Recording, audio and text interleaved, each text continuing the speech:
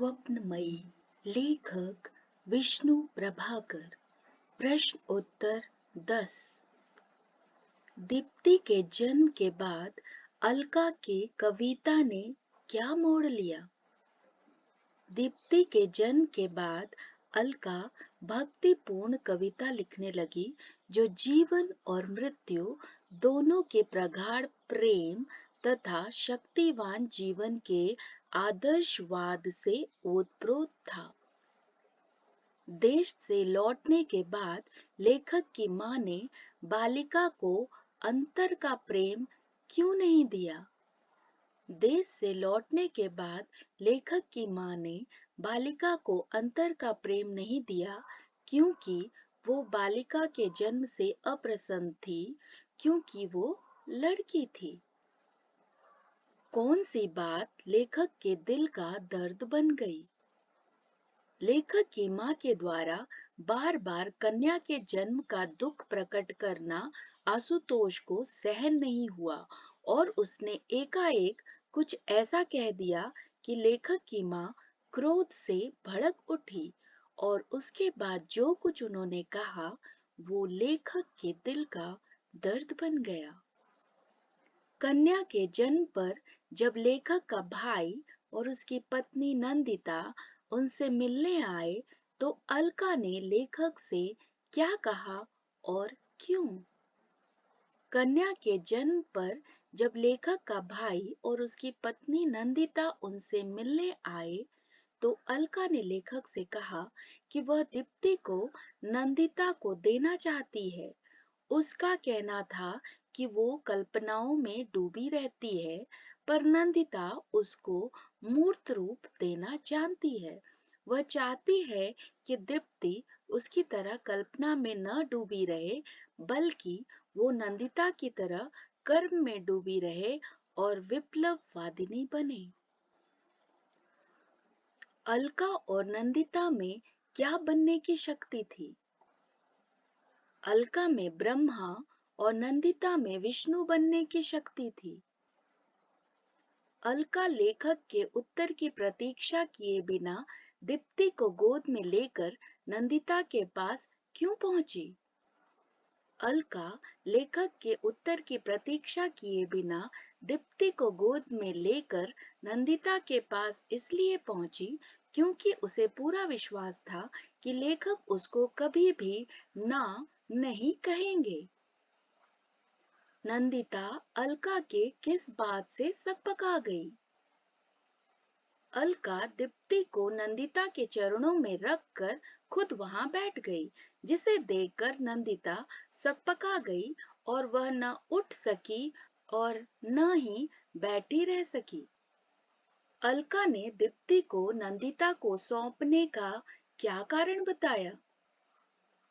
अलका ने नंदिता को बताया कि जैसा वह चाहती थी वैसा ही रूप दीप्ति को मिला, पर रूप ही तो सब कुछ नहीं होता, इसलिए वह चाहती है कि उसमें आंतरिक विश्वास भी जगमगा उठे, जिसे केवल नंदिता ही संभव कर सकती थी। लेखक के अनुसार नंदिता के द्वारा एकदम से दीप्ति को स्वीकार कर लेना बहुत बड़ी बात क्यों थी? लेखक के अनुसार नंदिता के द्वारा एकदम से दीप्ति को स्वीकार कर लेना बहुत बड़ी बात थी, क्योंकि लेखक को इसकी उम्मीद नहीं थी। नंदिता के द्वारा दीप्ति को एकदम से स्वीकार कर लेने का क्या कारण लेखक को समझ में आया?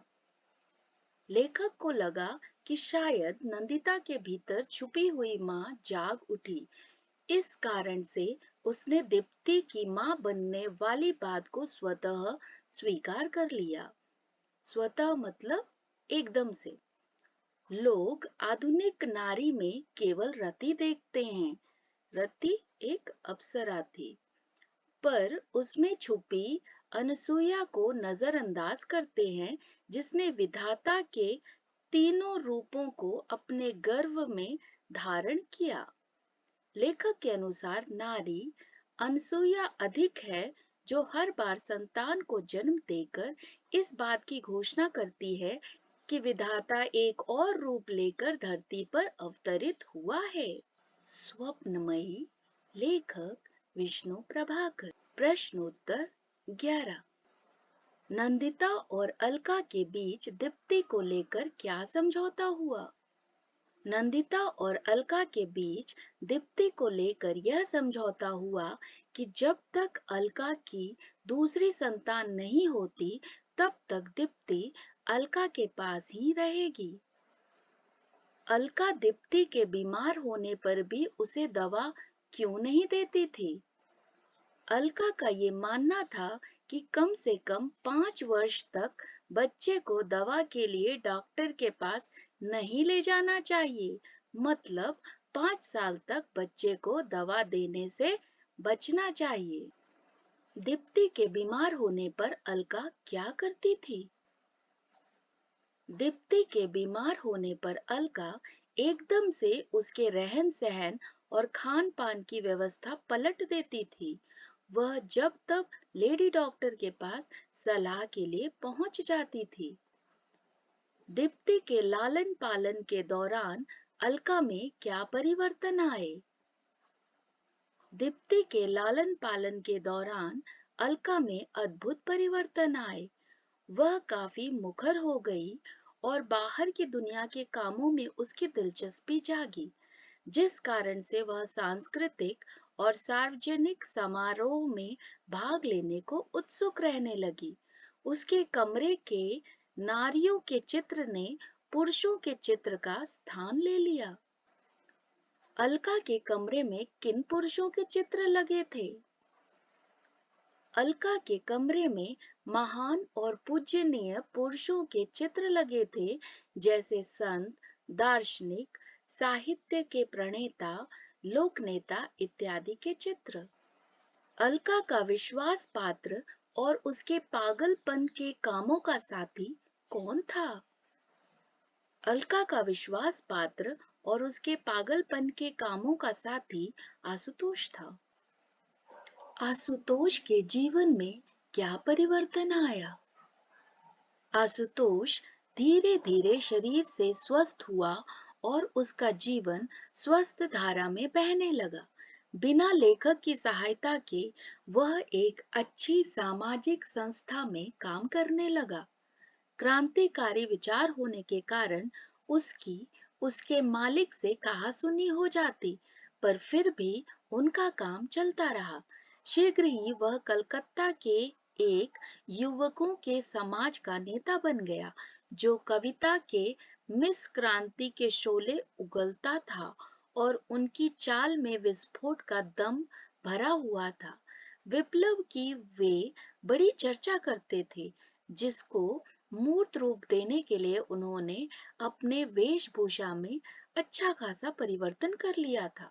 शंकर की बारात की तरह वे लेखक के घर पर हमला बोलकर लेखक को हैरान कर देते थे। आशुतोष की मंडली का क्या काम था? आशुतोष की मंडली किसी गली मोहल्ले पर हमला बोलते और वहां के किसी दीन दुखी या किसी असहाय व्यक्ति को पकड़ लेते और फिर घंटों बैठकर उसे लज्जित करते, भाषण देते और चलते वक्त लेखक को उसे कुछ दे देने को कहते। उसके कई दिन बाद वह असहाय व्यक्ति अच्छी खासी वेशभूषा में फिर लेखक के पास उपस्थित होता और जो कुछ उसे दिया गया होता उसे वह वापस लौटा देता। तब लेखक को यह पता चल जाता कि वह आदमी भले मनुष्यों में बैठने लायक हो गया है, अर्थात वह अपनी जीविका पैदा करने में सफल हो गया है। लेखक का घर किन मानव जंतुओं से भर गया था और उसका नेता कौन था?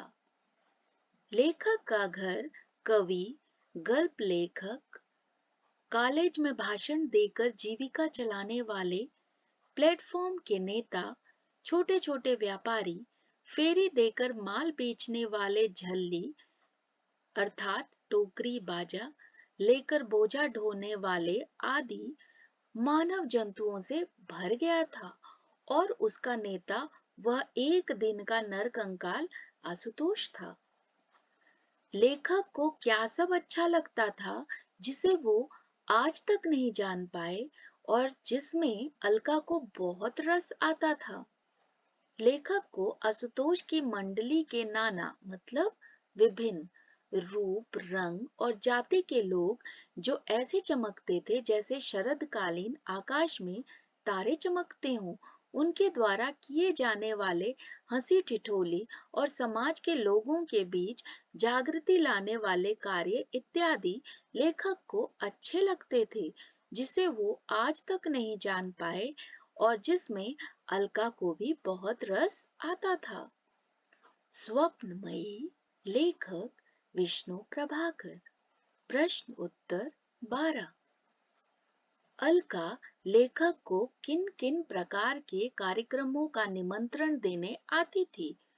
उसमें उसका अनुचर कौन होता था? अलका लेखक को साहित्यिक सभा की मीटिंग, कवि सम्मेलन, चीनी हिंदी मित्र संघ की बैठक, हिंदुस्तान पाकिस्तान के संबंध पर चर्चा, नवीन और वर्तमान चित्रकला पर भाषण, मजदूरों के स्वास्थ्य, पंडित नेहरू या रवि ठाकुर के जन्मदिन मनाने के उत्सवों का निमंत्रण देने आती। उसमें आशुतोष उसका अनुचर होता था। लेखक का मन न होने पर भी अलका उन पर सांस्कृतिक और सामाजिक कार्यक्रमों में साथ चलने का दबाव क्यों बनाती? अलका को लगता कि वो प्रोफेसर हैं, भाषण की कला पर वो कुछ बोल सकते हैं। फिर अर्थ के मामले में भी प्रोफेसर के मंजूरी की आवश्यकता हो सकती है। इस कारण से लेखक के मन न होने पर भी अलका लेखक पर सांस्कृतिक और सामाजिक कार्यक्रमों में साथ चलने का दबाव बनाती। वह यह भी कहती कि वहां उनकी जरूरत इसलिए भी है कि लोग अलका पर विश्वास करते रहें। लेखक के घर पर महफिल और कह कहों के बीच लेखक की मां और रिश्तेदारों का किस प्रकार प्रवेश हुआ और उससे घर के वातावरण में क्या बदलाव आया? लेखक के घर पर महफिल और कह कहों के बीच लेखक की मां और रिश्तेदारों का प्रवेश राष्ट्रीय पोशाक और राष्ट्रीय गहनों में हुआ। उनके वहां आकर खड़े होते ही जैसे भूचाल का तेज धक्का सा लगा और सब कांप उठे, पर केवल अलका के मुख पर कौतूहल का भाव था। लेखक की मां और रिश्तेदारों के बीच अलका ने क्या प्रतिक्रिया दी? लेखक की मां और रिश्तेदारों के बीच अलका तेजी से आगे बढ़ी और मां के चरण दाबे।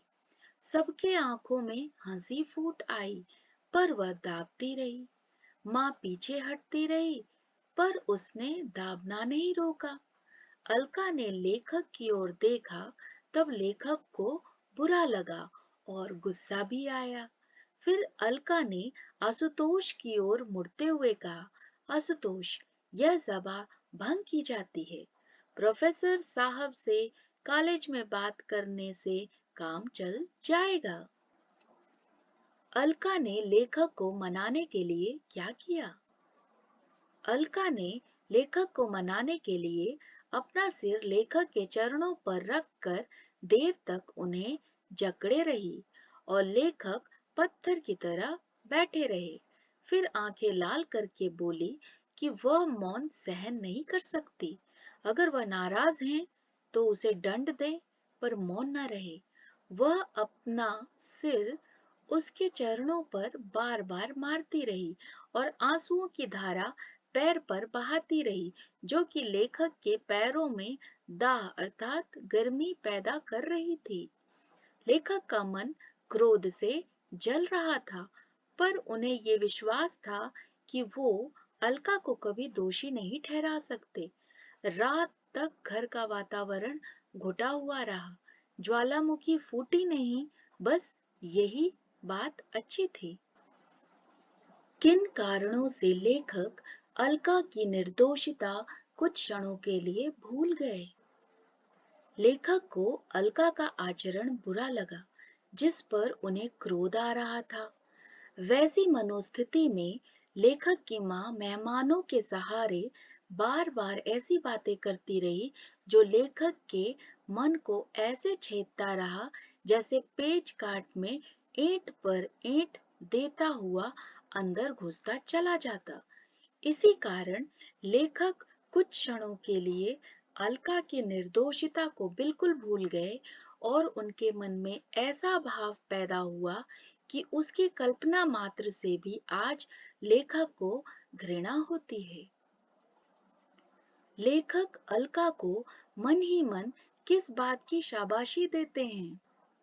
उस विपरीत परिस्थिति में भी जब लेखक और उसकी माँ उससे नाराज थे और रिश्तेदार उस पर व्यंग कर रहे थे, वो बराबर हंसती रही, मेहमानों की हर तरह से मिन्नत करती रही।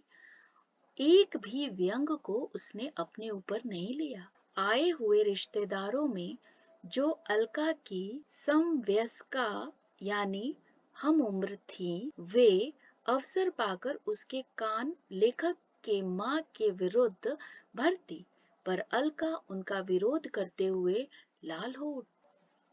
अलका के किन बातों से लेखक भावुक हो गए। आधी रात में जब लेखक ने अलका को कहा कि किसी बात की भी एक सीमा होती है और तुम किसी की भी चिंता किए बिना अपनी मनमानी करती हो, वह क्या ठीक है? इस पर अलका ने कहा कि तुम मुझे टोकते क्यों नहीं? यही बात मुझे परेशान करती है कि तुम मुझे कभी कुछ नहीं कहते। अब तक मैं समझती रही कि तुम मेरी किसी भी बात से असहमत नहीं हो। मैं आत्मग्लानि से जहर नहीं खाऊंगी और ना ही सामाजिक बहस से कहीं छिपूंगी। मैं तुम्हारी घृणा नहीं सहना चाहती। तुम बोलो क्या करूं? उसके आंखों में आंसू थे, जिससे लेखक भावुक हो गए। सवेरे कॉलेज जाते समय अलका ने लेखक के हाथ में क्या पकड़ाया और उसे क्या करने को कहा। सवेरे कॉलेज जाते समय अलका ने लेखक के हाथ में पतों की एक लंबी सूची पकड़ाई और उसने लेखक को आशुतोष को उन पतों पर ढूंढकर फिर लाने को कहा। आशुतोष को ढूंढते हुए लेखक कहाँ पहुंचे और उन्हें वहां कौन कौन मिला, वह स्थान किसका घर था। आशुतोष को ढूंढते हुए लेखक एक अंधेरी गली के एक अंधेरे घर में गए। वहां उन्हें एक दुबली पतली, पीले से मुख और बड़ी आंखों वाली स्त्री आशुतोष और माधवी मिले। माधवी लेखक के लिए चाय लेकर आई थी। वह स्थान माधवी का घर था।